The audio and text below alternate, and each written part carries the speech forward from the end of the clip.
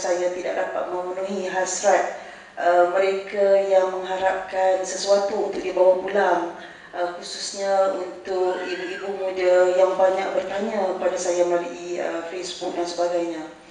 Jadi banyak soalan-soalan yang saya terima di Facebook melalui private message, inbox dan sebagainya, bertanyakan tentang apakah betul-betul, apakah amalan-amalan yang saya amalkan semasa mengandungkan Amar, membesarkan Amar dan sebagainya.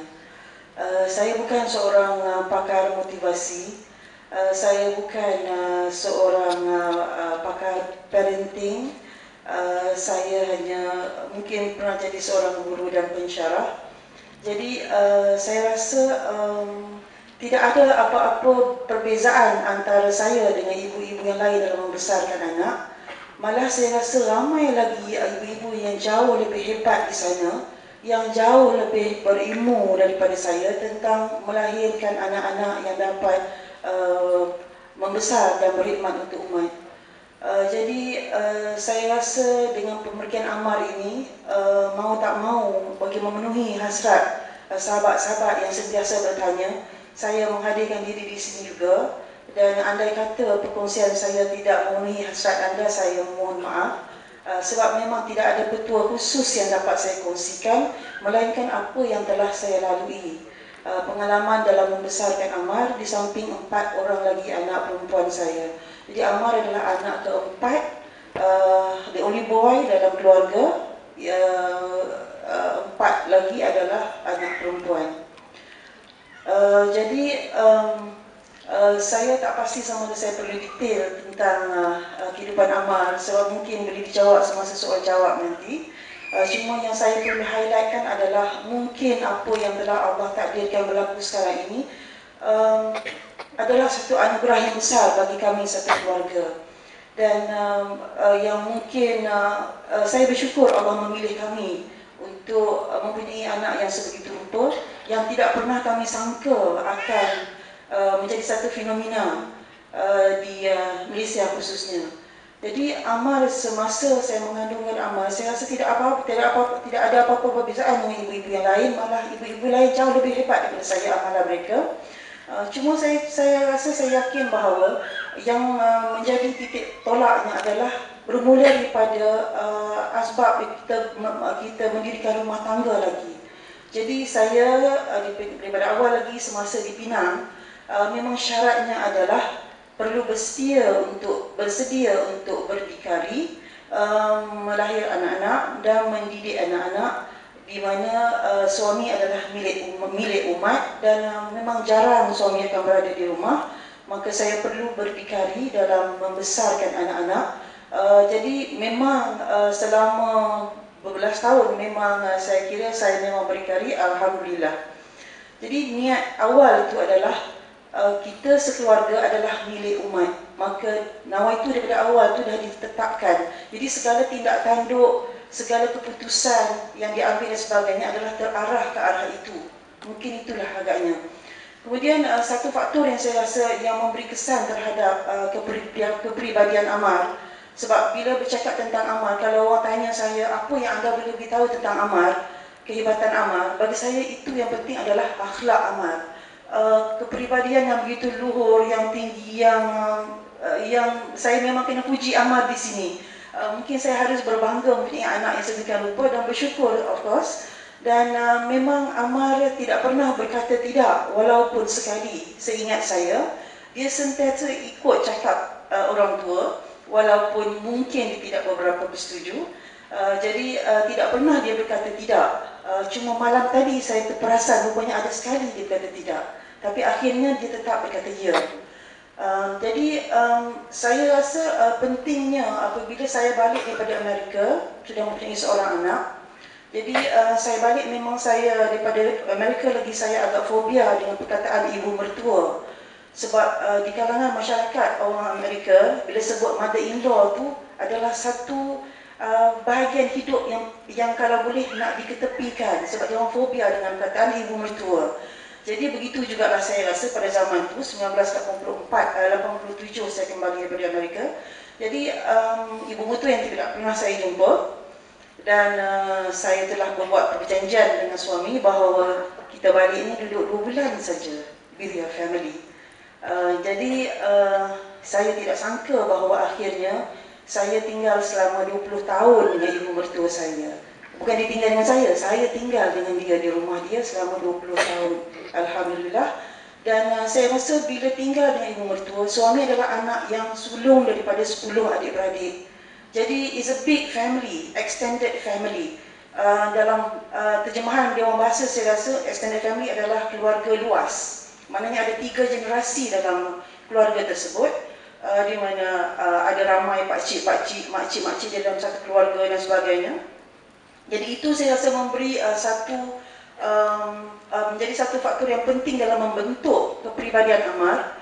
Dan di mana bila kita bersama mertua dalam keluarga, mau tak mau kita perlu bertolak ansur, mau tak mau kita perlu sentiasa beradab, menunjukkan sesuatu yang sentiasa baik.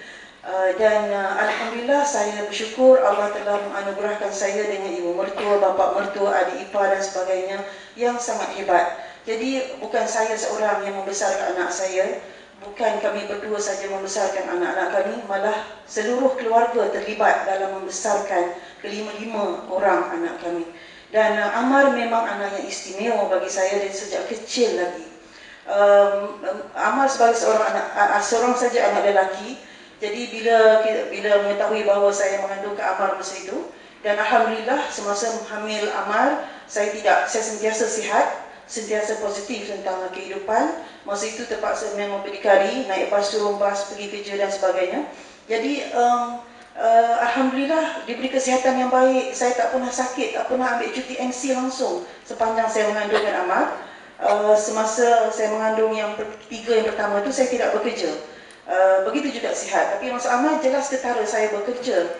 Dan Alhamdulillah memang sihat sepanjang 9 bulan tersebut.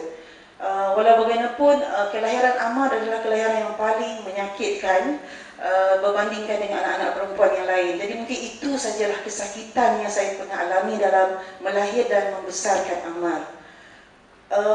Amar daripada kecil memang anak yang istimewa seperti saya sebut tadi. Bagi saya adalah anak yang istimewa. Sebab dia lain daripada yang lain. Pada hari ketiga kelahiran, kami telah memutuskan untuk sunatkan Amar daripada awal. Jadi dengan harapan bahawa mungkin kepercayaan bahawa bila disunatkan awal dia akan matang cepat.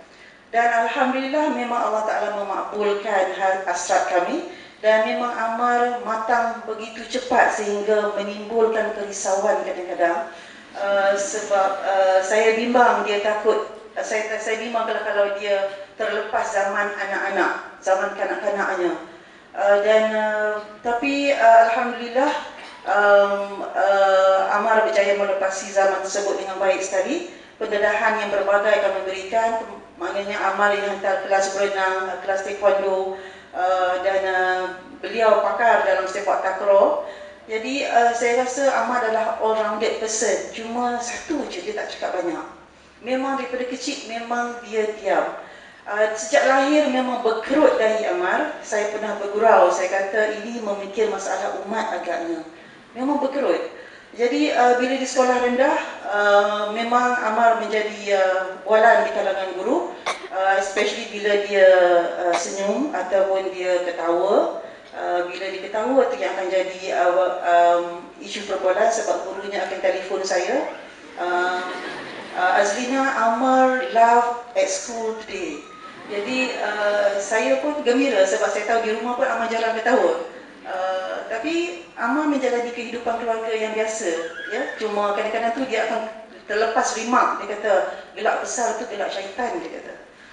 Saya tak tahu mana dia dapat, saya tak pernah ajar begitu. Jadi itulah katanya.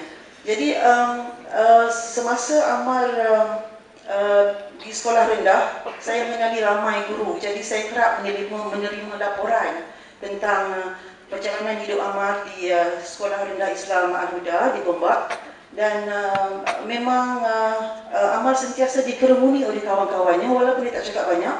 Jadi saya rasa sebab tu bagi saya rasa dia anak yang istimewa. Ini kehadiran dia saja ada seorang yang ada aura yang terkesan kepada rakan-rakan di sekelilingnya. Kemudian bila dia masuk ke sekolah menengah, sebab saya tak kenal guru-guru di Sambes, jadi saya kurang mengikuti perkembangan sebenar Amar di sekolah. Namun saya yakin bahawa beliau juga telah menjadi pelajar yang baik di sekolah tersebut, rakan yang baik dan sebagainya. Dan beliau excel dia aktif saya rasa dalam kawat dan sebagainya. Jadi bila masa form 3 Amar balik ke rumah, dia beritahu, dia kata, mak, Amar mohon masuk maktab tentera. Amar mohon online, kawan Amar ajak mohon. Jadi itu adalah satu kejutan yang besar bagi kami sebenarnya, sebab tidak pernah terlintas dalam fikiran kami bahawa kami nak hantar anak ke sekolah maktab tentera. Sebab rata-rata orang berbicara tentang perkara-perkara yang negatif tentang maktab tentera. Jadi masa mula memang agak risau, tapi selepas itu kami berbincang bahawa, bersetuju bahawa agaknya Amar dah atur dah, inilah masanya di mana Amar ada kekurangan satu lagi, maknanya disiplin yang lebih polish dan juga leadership skills. Jadi kita yakin bahawa dengan melalui latihan ketenteraan di maktab tentera, insya-Allah akan terbina ciri-ciri kepimpinan dalam diri Amar. Jadi ini bukan isu cakap banyak ataupun diam dan sebagainya. Kita yakin bahawa itu adalah peluang yang besar. Jadi mak ayah dua-dua orang dah excited anak nak masuk maktab tentera. Rupanya bila dapat tawaran daripada maktab tentera, rupanya Amar telah membuat keputusan sendiri masa itu. Dia membuat keputusan, dia tidak mahu menerima tawaran tersebut. Dia kata tidak. Dan itulah kali pertama dia kata tidak kepada saya. Baru malam tadi saya teringat, itulah kali pertama, the only time dia kata tidak kepada saya. Tetapi akhirnya dia bersetuju. Jadi rupa-rupanya dia memberi berbagai alasan kenapa tidak mahu masuk maktab tentera. Takut kena ragging, ada guru-guru yang menyatakan bahawa nanti kena mental torture dan sebagainya. Jadi saya agak sedih masa itu sebab saya dah prepare. Both of us dah prepare anak masuk kolej ketenteraan, tapi bukan untuk menjadi seorang tentera. Jadi bila Amar kata tidak, saya memang agak kecewa masa itu. Dan masa itu ayahnya berada di luar negara. Dan saya berulang selama 4 kali saya ingat ke Sambes dalam minggu tersebut, hanya untuk duduk bersama Amar untuk memujuk dia supaya masuk dalam maktab tentera itu. Jadi puas saya memujuk, saya yakinkan dia bahawa mak, yang saya boleh ingat apa yang saya kata, mak yakin bahawa Amar boleh lalui. Memang susah, mak tak kata senang masuk maktab tentera ni. It's going to be very tough, dengan akademik lagi nak jaga, dengan latihan ketenteraan lagi dan sebagainya. Kemudian latar belakang rakan-rakan di maktab tentera dari berbagai latar belakang. Selama ni Amar dah lalui tadika Islam, sekolah rendah Islam, sekolah agama Bestari, semuanya kawan-kawan yang satu haluan. Tetapi this is your real challenge. Masuk maktab tentera, you're going to face kawan-kawan daripada berbagai latar belakang. Kemudian ada bangsa Cina, ada bangsa India dan sebagainya. So this is a real life sebenarnya Amar.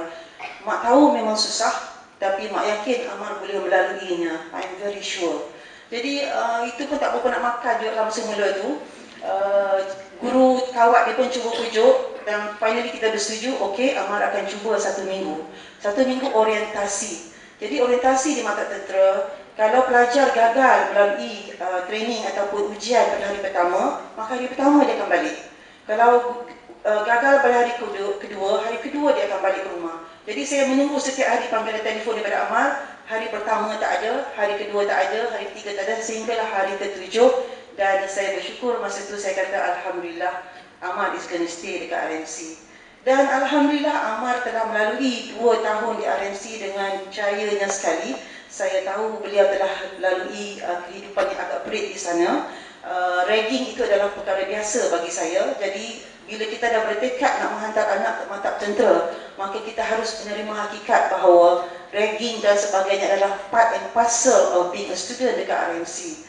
Jadi bagi saya tidak menjadi persoalan anak saya dibuli atau sebagainya, sebab saya tahu Amar mampu mengharunginya.